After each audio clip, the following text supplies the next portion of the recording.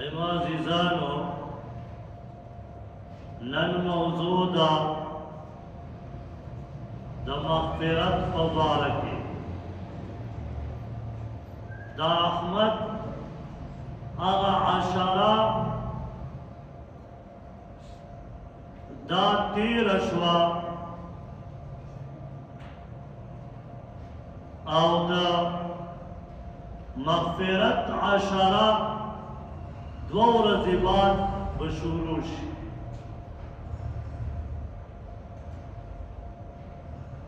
الله رب العزت په دې عشره کې د خپل بنده د مغفرت دپاره بهانې لټوي چې زما بنده دا زه وبخم او د ده څه بهانه جوړه شي. نو د دې دپاره الله رب العزت د خپل بنده نه د مغفرت هغه بهانه ولټوي چې داسې یو عمل وکړي چې زه یې پې مغفرت نصیب کړم.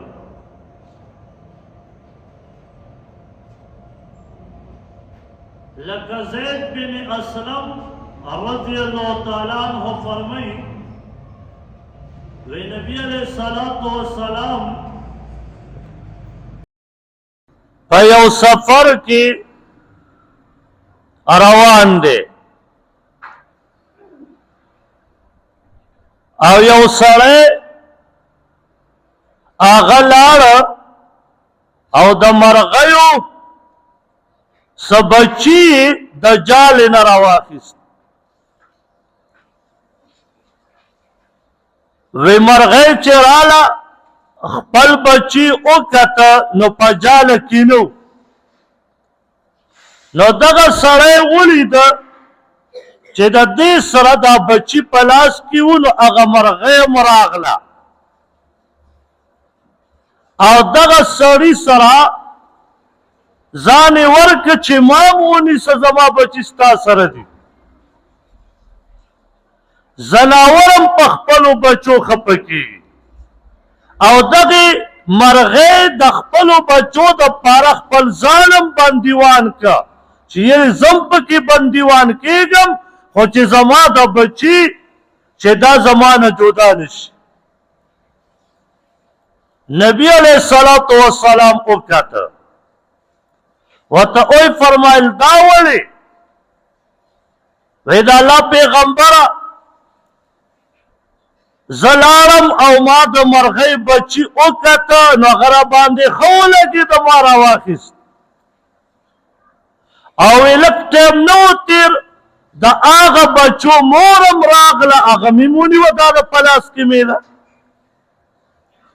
وی نبي علیه السلام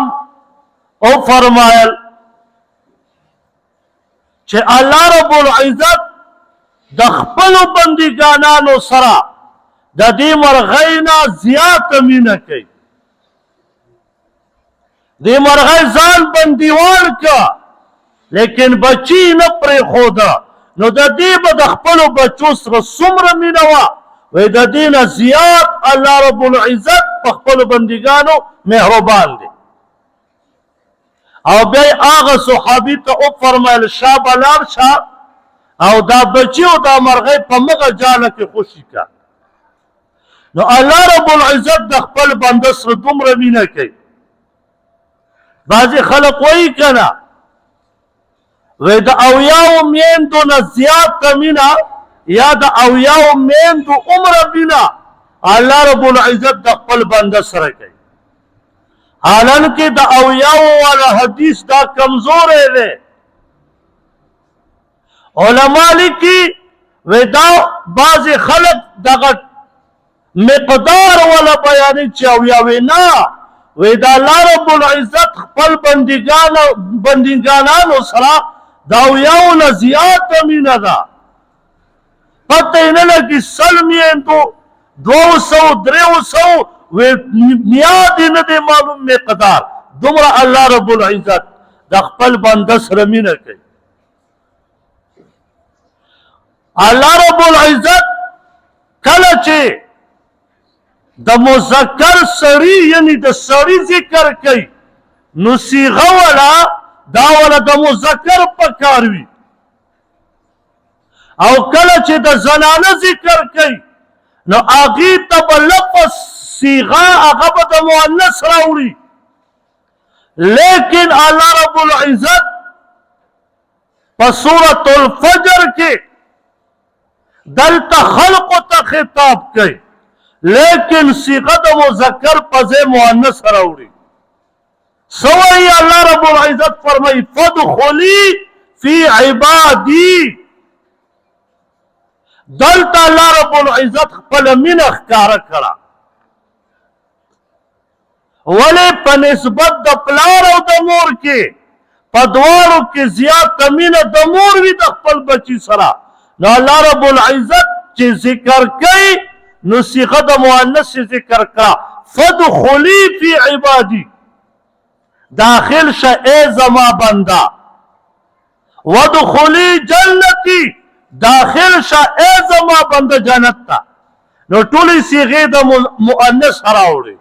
نو پته لګي الله رب العزت څومره مینه کوي د مینې هغه مقدار نه دی معلوم الله رب العزت صرف بانا غواړي بانا چې زما بندا صرف ما طرف تراشه یو عمل وکړه داسې یو نیکي وکړه چې بس مغفرت ته دې پې ورسو ابو هريره رضی اللہ تعالی عنہ فرمائی وہ نبی علیہ السلام او فرمایا وہ یو تاجر سره و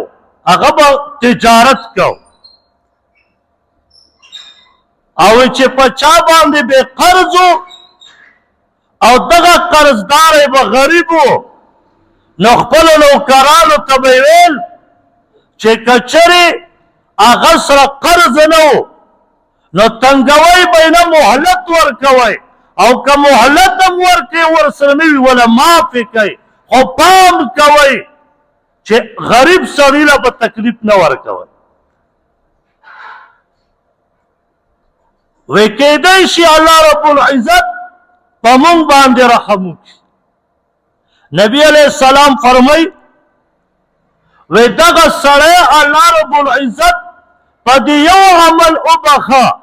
چې غریب ته به ډیر ورکو او که ډیر انتها به غریب شو نو بیا به وله قرض هم معاف کا نو نبی علیہ السلام فرمایي د دې یو عمل د وجې نه الله رب العزت دغه سړي مغفرت وکړي نو دې نه پته لګي چې مسلمان به د مسلمان څومره خیر خواهي مسلمان به د مسلمان دوکې اراده به نه وي په مال د تجارت کې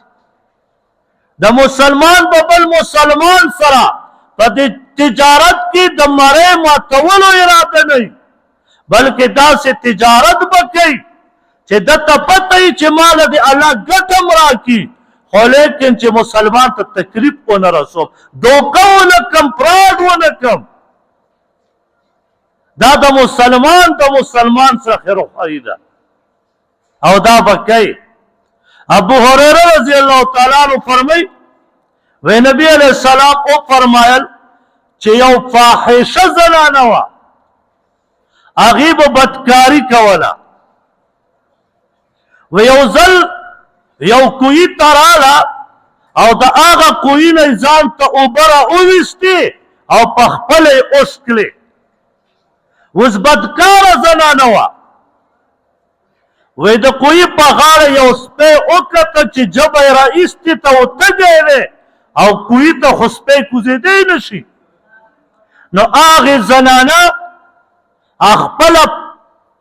هغه ټایم کې هغه څرمنې موزې وې یا بوټان وو هغه یې وویسته خپل څادر یې د ځان نه لرې کړه هغه یې په هغه موزې پورې وتړه و هغه موزه یې لاندې ښکته کړه د هغې نه یو بوقې شکل جوړ کړه و هغه بوقې سره یې اوبه دغه موزې په مدد سره وویستلې او نبي علیه السلام فرمایي وی هغه سپي له دې زنانه اوبه ورکړې وی سپي اوبه وڅښلې د دغه عمل د وجې نه الله رب العزت د دغې زنانه مغفرت نصیب په یو زناور یې رحم وکړه. مړه مای به مزی په مسلمان نه کوم، په 1000 روپۍ زه مړی کوم، په 50 روپۍ زه مړی کوم، بې ګناه مسلمان قتل کوم، بې ګناه مسلمان په موټر سایکل را ونیسم چې موټر سایکل نه راکوي ډز ډز ولمې. هغې په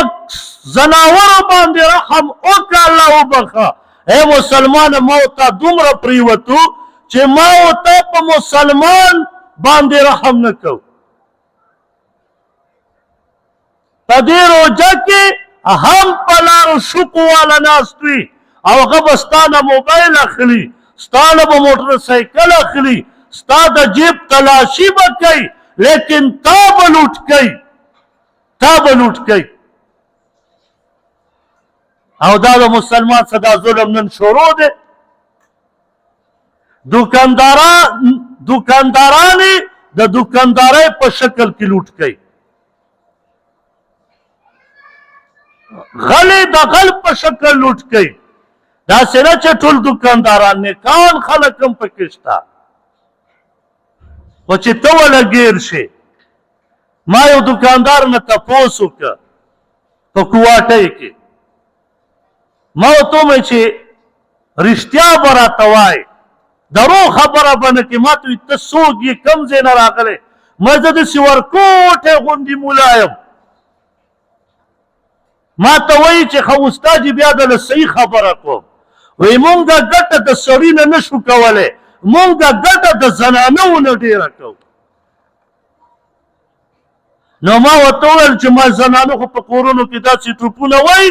چې ته به وایې چې د 10,000 روپیو شی په 2,000 راوړی. ما ته وایي دغه خو کمال که نه. وایي مونږ د سړي نه ګټه نه شو کولی، زنانه نه ښه ګټه کوو. ته لږ دې صدر ته لاړ شه او ته د خپلې کور والا ته یا مورکۍ ته یا خورکۍ ته کپړې والا دا دوکانداران چې ناست دي او دغه هغه ګزې پیدا کړی. ما ته قسم په الله یو کس وی چې استادجي چې د زنانو جوړه مثلا د 5 ګزو نه کېږي، دی هغه ګز راکاږي. دا کپړه بعضې ټایم کې د زنانو راښودلی کېږي، وی دا راکاږي. وی ما سره ټیلر دی، وی هغې له زنانه راله ورته ویل چېرې دا جوړه مې راوړه چې هغه ورته وویله چې ناپ یې کړم. وی دلته دا کار روان دی. وی چې ناپ یې کړه، وی چې 1.5 میټر پکې کمه وه. وی چې هغه زنانه ورغله، وی سړی ورته وایي خورکۍ دوکان دې خطا کړی دی.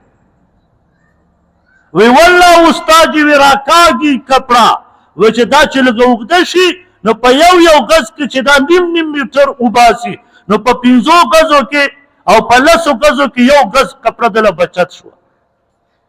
دغه کار روان دی. هغه ټول قیسې میسې خو پرېږده، اوس په کپړه کې دی وایي دا به دغه روپۍ کور ته راوړي، دا به پیروجه ماتی کوي. او دا نه چې کمې ګړی خریلی وي، وی حاجي صاحب یې حجم کړی، ګیره یې دومره اوږده پرېښي،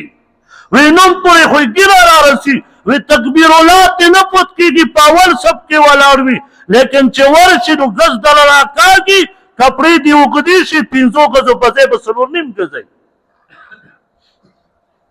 ما دا به داسې خوشحاله چې زه تکبیر الله سره مونځ کوم.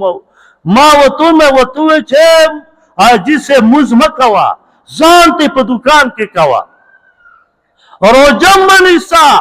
په دې مردارو پیسو چې ته ماتې دا روژه، نو روژه دې هم نه کېږي، ځان ولې ستړی کې. مونږ ویلی دي چې بس چې 5 وخته مونځ کوې که نه، د جنت دا 8 دروازې دي ټولې دله کولاو شي. مړه خو چې په دې کومه دې خوښه یې پرې ورپشه، مړه داسې څه ګپ دی. یوازې دا په دې قرآن کې صرف مونځ دی. 28 ځایونو کې یا 27 ځایونو کې د مونځ ذکر راغلی. نور دا ټول قرآن په معاملاتو ډک دی او په عقیدې ډک دی. ته په 28 آیاتونو باندې جنت ته ځې،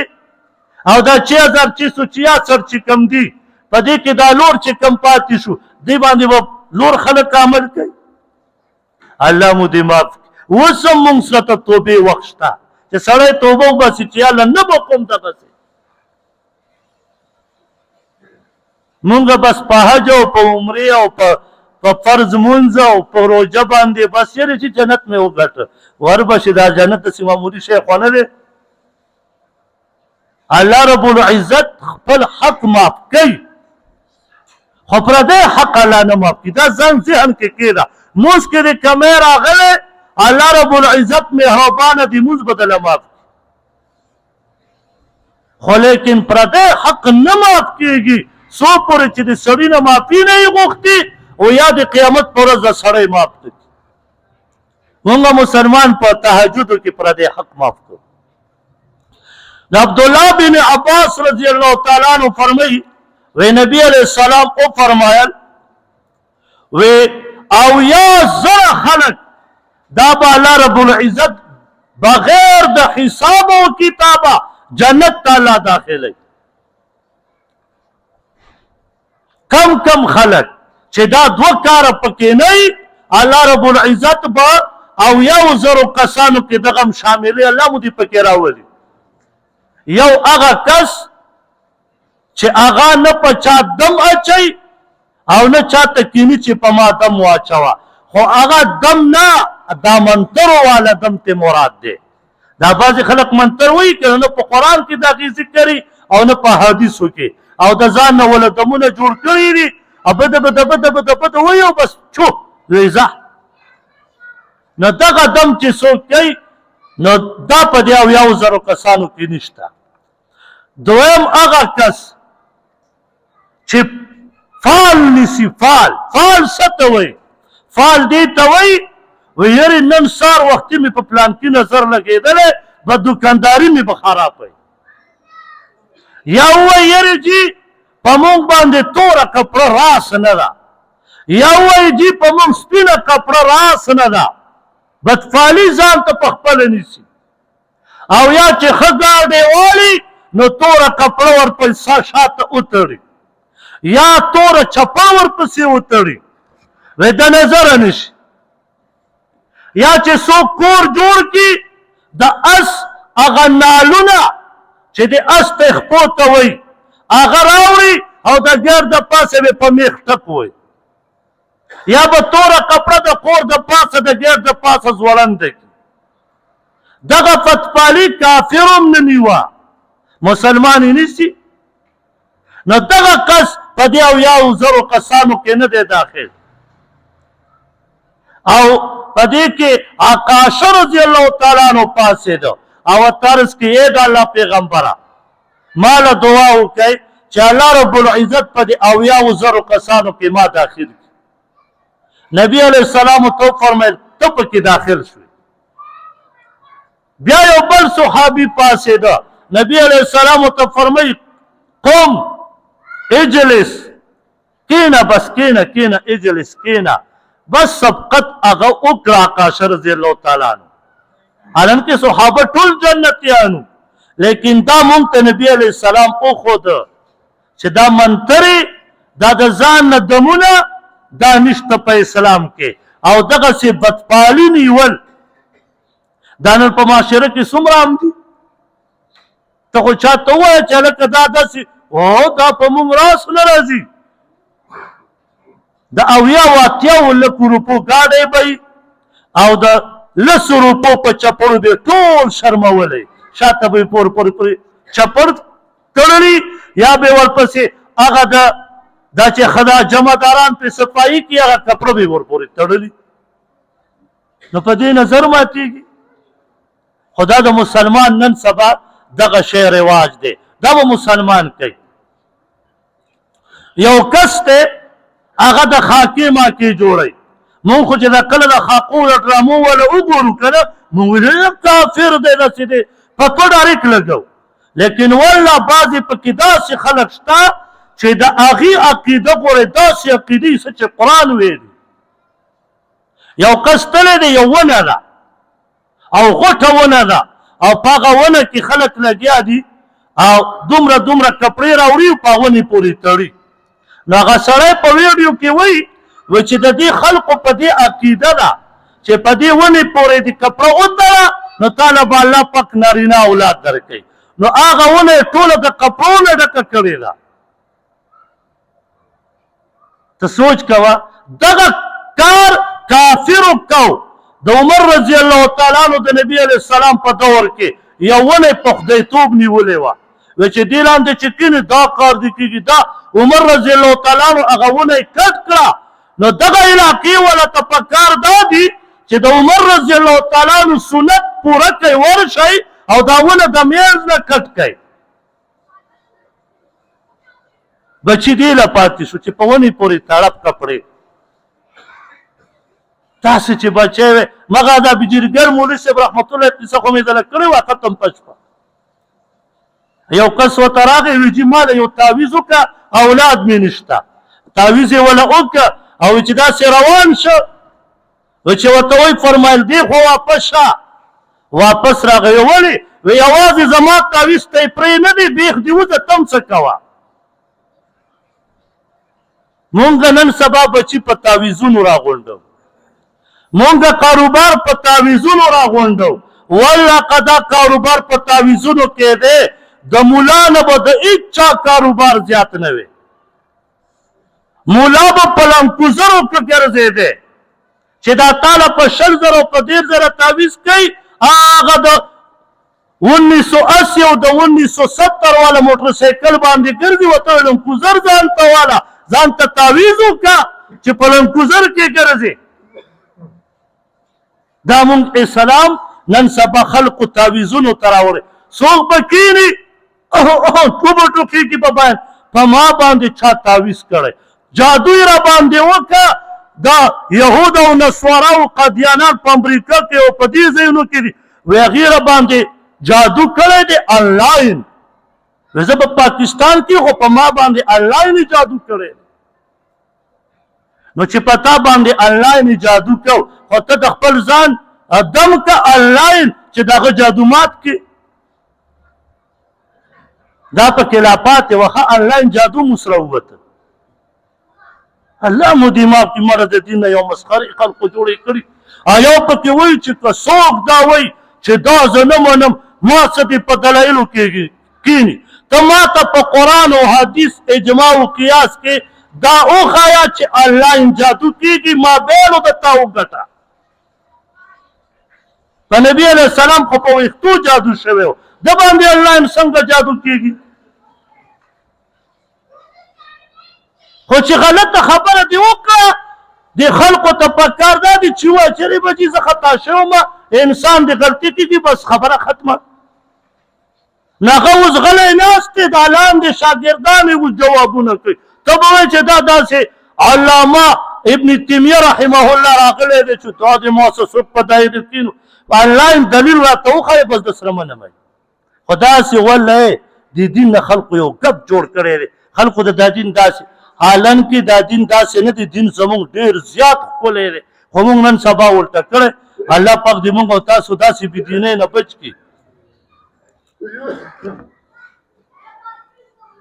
یو صحابي راغی انصاري رضی الله تعالی عنه او نبی علیه السلام ته یې عرض وکړو چې د الله پیغمبره پلانکی صحابي دی د ده په کور کې د کجورې ونه ده او د ده د کجورو دا ونې څانګې زمونږ کور ته راغلي دي زمونږ کور ته راغلي دي او د ده په ځمکه کې د کجورې ونه ده نو زمونږ کور ته دا څانګې راغلي دي نو زه دا وایم چې که دا ما باندې دا ونه خرڅه کړي نو دا به ښه ځکه د ده په ځمکه کې ونه ده نبی علیه السلام هغه انصاري صحابي راوغوښته او ورته وایي فرمایل چې لکه ستا په دې پټي کې چې دا کومه ونه ده دغه ونې څانګې د دې سړي کور ته تللي دي صحن ته نو داسې وکړه دا کجوره په ده خرڅه کړه دا ونه او زه به تا ته ضمانت درکم ستا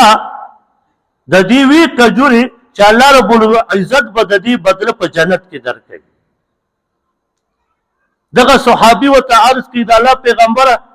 زما خبره خو اټکل ده که نه جنت ته خو به ځم وې او زه خو به خو که دغه ونه دې ورکړو نو دا یو جنت کې د ونې ذمہوار دی زه یم دغه صحابي ورته عرض کړي د الله پیغمبره بس اسم جنت ته ځم نه ورکو ابو دحداح رضی الله تعالی عنہ راغی نبی علیہ الصلوۃ والسلام طرز کې د الله پیغمبره د دغه د یوې ونې جنت ذمہواری ما د پاره جنت داخلي نبی علیہ السلام تو فرمایل دغه انصاری خو تللی دی روان دی په لاره ابو دحداح رضی الله تعالی عنہ ورپسې تیز ورغی او په نیمه لار کې را ایثار کړ ورته فرمایي وی ما پیژنې وی وی زما پلانکی باغ پیژنې یا قیمتي وی وی ښه دغه یو ونه دې ماله راکړه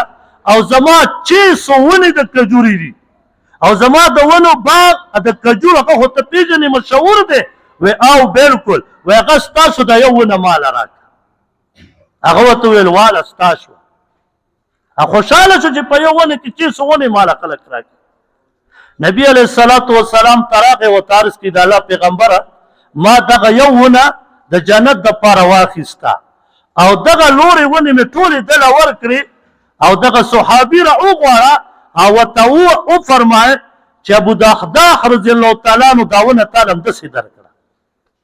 ما تاسو په جنت کې نبی علیہ السلام ذمہواری د ونه واخیست داسې صحابه داسې ایمانونو وره ما خو تاسو ته ویل چې الله رب العزت باندې غواړي چې زما بنده جنت ته په یو عمل دی وړوکی وکړي مونږ ته به وړوکی ښکاري خو والله پته نه لګي د هغې لاندې جنت پروت دی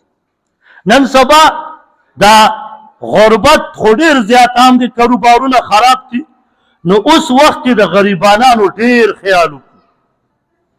په کار دا دی چې د غریبانانو مدد وکړو والله د اختر په ورځ به زما او ستا د بچو به څومره نوې نوې جوړې وي مزیدارې به وله اخلو داسې خلک شته چې د هغې به د اختر په ورځ جوړې نه وي سړی خو سړي ته بد نه ګوري خو چې ماشومې نوې جوړه اچولي او بلې ماشومې زړه اچولي د اختر په ورځ پیمانې وایي دغه ماشومان ترې راتاو شي دغه ماشومان ترې راتاو شي وله ګوري او ورپورې خاندي چې تا له پلار نوې جوړې نه شي اخیستی او زړه جوړه یې اچولې هسې دې ماشومې په زړه به څه تېرېږي څومره به درد دي او داسې کورونه هم شته چې د اختر په ورځ د هغې بچي مور و پلار د کور نه بهر نه پرېږدي چې بچوی بهر مه وځئ ستاسو کپړې نشته او زما وس نشته او بچو نورو ماشومانو ته به تاسو بیا ښکته راشئ داسې خلک هم شته نو کوشش دا وکړو په خپل خاندانونو کې وګورئ په خپل رشته دارۍ کې وګورئ په خپل ګاونډیتوب کې وګورئ که ستاسو غریبان خلک وي د هغې سره پټ پټ میلاو شه و هغې سره اخلاص وکړه نو که ضرورت یې و تا ته ویلې ضرورت مې دی بچو ته مې کپړې نشته نو وله وابلې خاص کر دا کونډې د یتیمانان ماشومان د دې خیرخواهي وکړو نو الله پاک دې په عملو کولو توفیق راکړي دعا الحمدلله رب العالمین